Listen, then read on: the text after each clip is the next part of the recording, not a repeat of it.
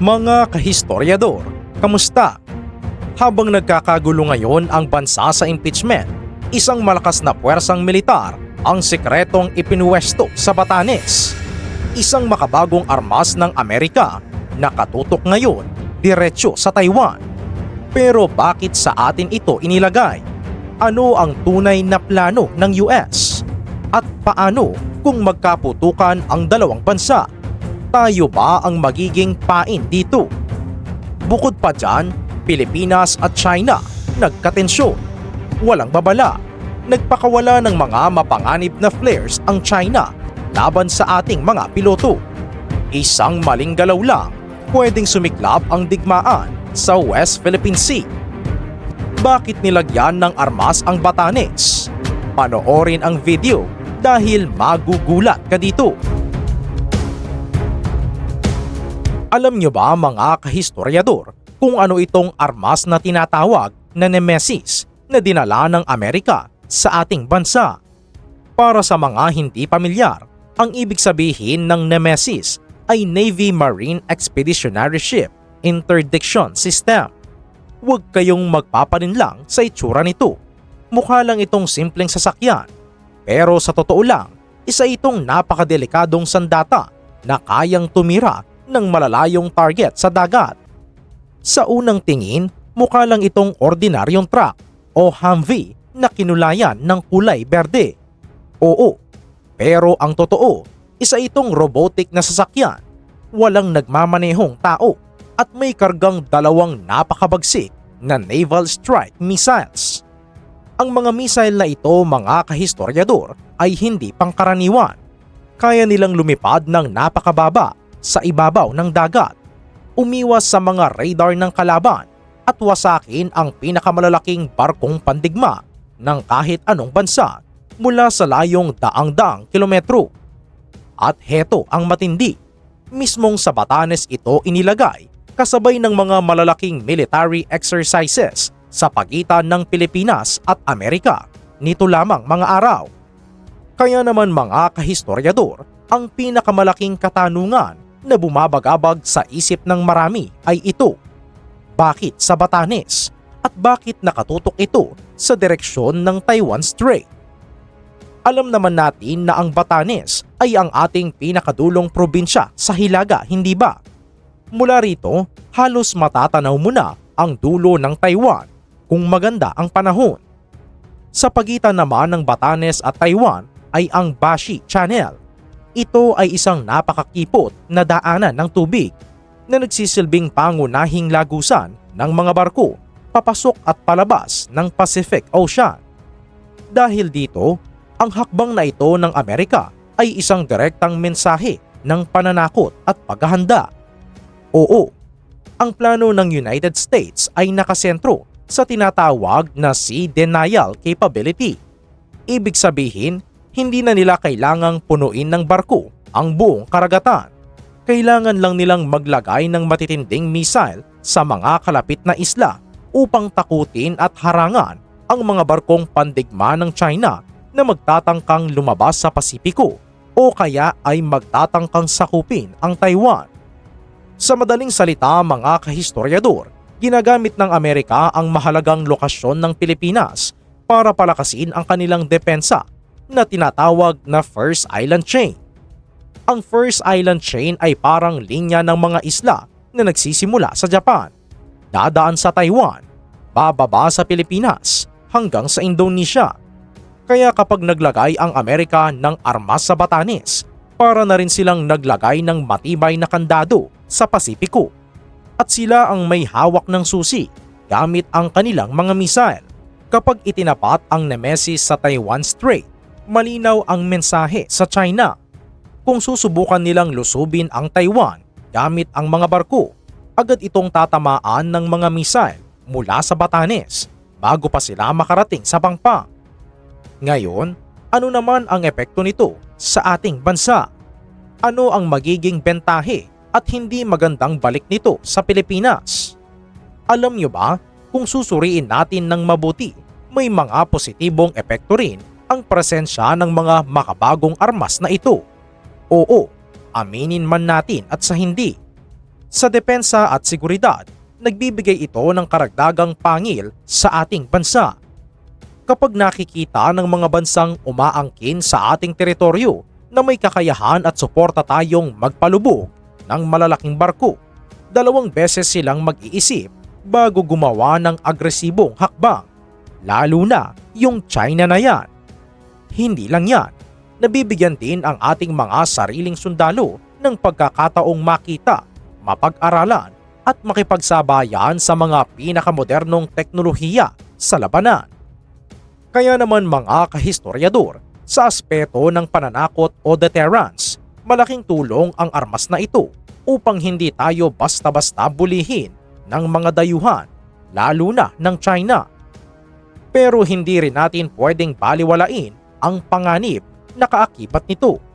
Parang espada na may matalib na kabilang dulo na pwedeng makasakit sa atin.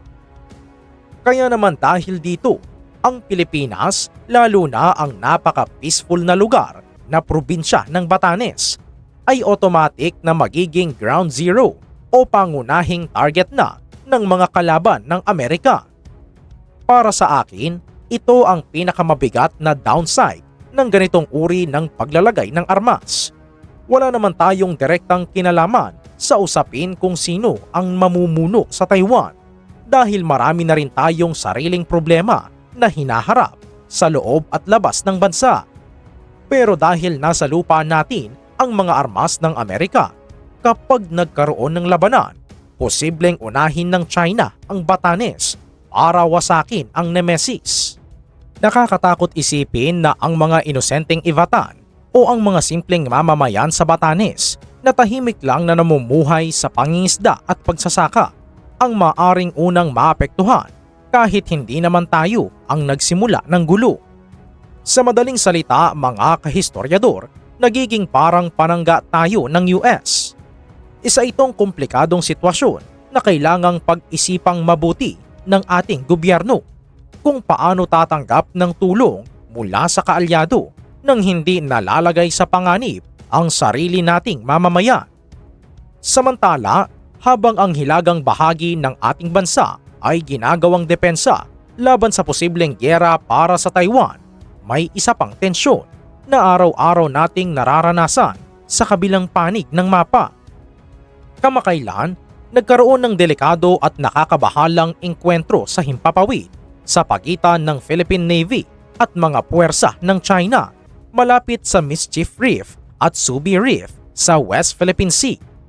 Alam nyo na ba ang nangyayari dito? Habang nagsasagawa ng lehitimo at regular na patrol flight ang eroplano ng Philippine Coast Guard at Philippine Navy sa ibabaw ng nasabing mga bahura na pasok mismo sa ating exclusive economic zone, nakaranas sila ng isang matinding provokasyon. Walang babala at walang pakundangan. Bigla na lang nagpakawala ang mga eroplanong pandigma ng China ng matitinding flares diretso sa direksyon ng ating mga eroplano. Kaya naman mga kahistoryador, mahalagang maintindihan na ang pagpapakawala ng flare sa ere ay hindi simpleng parang fireworks o paputok. Sa mundo ng aviation at militar, ang flare ay sobrang init na kagamitan na ginagamit para iligaw ang mga heat-seeking missiles.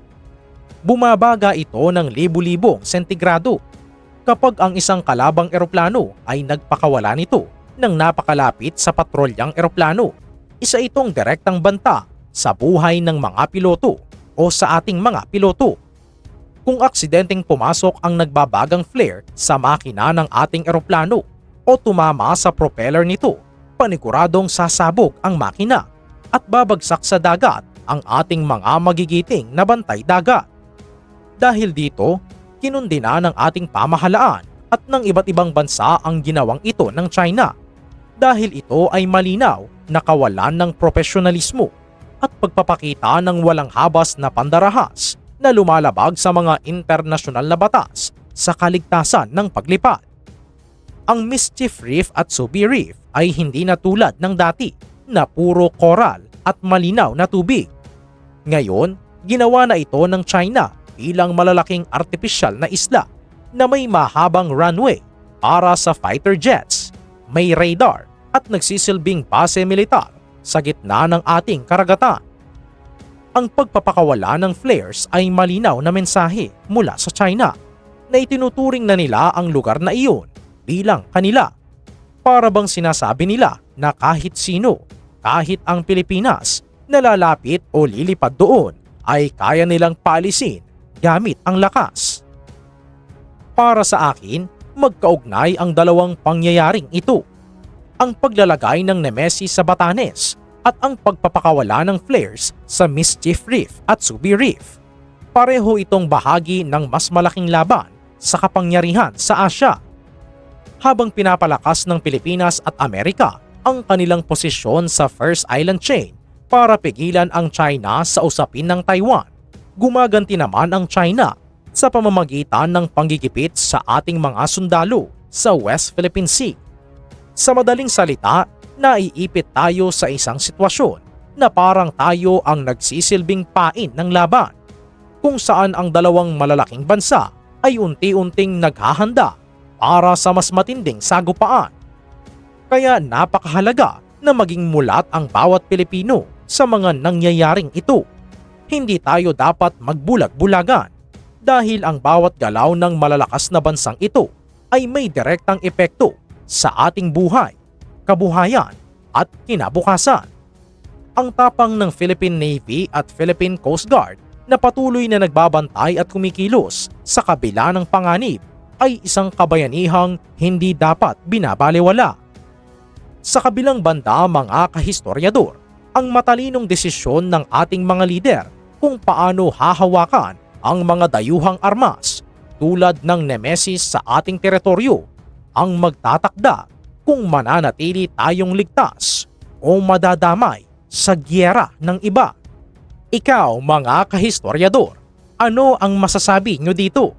Sang-ayon ba kayo sa paglalagay ng Amerika ng mga armas sa Batanes? O hindi? Sa tingin nyo ba, nakakatulong ba ito sa seguridad ng ating bansa? O lalo lang tayong nilalagay sa panganib? I-comment na yan sa ibaba at huwag kalimutang i-like ang video, mag-subscribe sa ating channel at pindutin ang notification bell para lagi kayong updated sa ating mga susunod na talakayan. Maraming salamat!